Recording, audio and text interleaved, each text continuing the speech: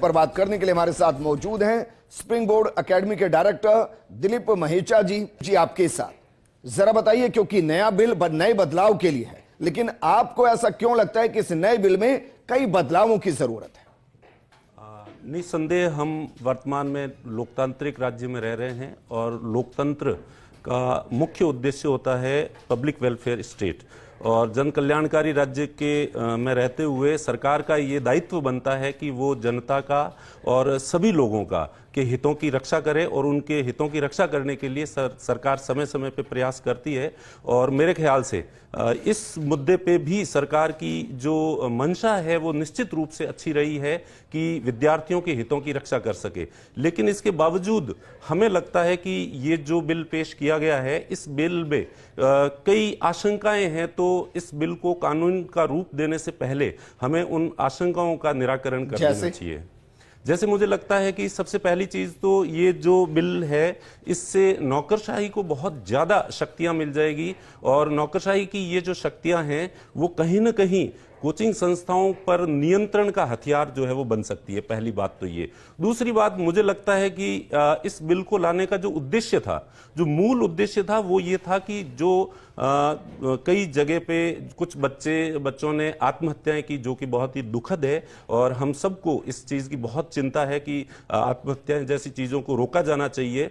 तो उस उद्देश्य से ये बिल लाया गया था। लेकिन मुझे कहीं ना कहीं लगता है कि जो मूल उद्देश्य था इस बिल में, उसको एड्रेस नहीं किया गया है, उस पर इतना ध्यान नहीं दिया गया है जितना कि कोचिंग संस्थाओं पर नियंत्रण कैसे स्थापित किया जाए। क्योंकि आत्महत्याओं के पीछे जो मूल कारण होते हैं, सबसे पहले सरकार को उन कारणों की जांच की जानी चाहिए, पता लगाया जाना चाहिए कि किन कारणों से जो है वो आत्महत्या हो रही है, उसके अनुरूप फिर कुछ उपाय जो है किए जाने चाहिए। मैं बिंदुवार समझना चाहता हूं भाई, ऑब्जेक्शन क्या है? ये तो सच है कि भाई बच्चे वर्सेस शिक्षक का एक रेशो होना चाहिए, बच्चों को एक अच्छा एटमॉस्फेयर होना चाहिए, तनाव मुक्त एजुकेशन होनी चाहिए, कंपटीशन के लिए बराबरी के माहौल होने चाहिए, बच्चा बीच में छोड़ना चाहे, फाइनेंशियली क्राइसिस है तो उसको ये अधिकार होना चाहिए। आप किसके बारे में सजेशन चाहते हैं?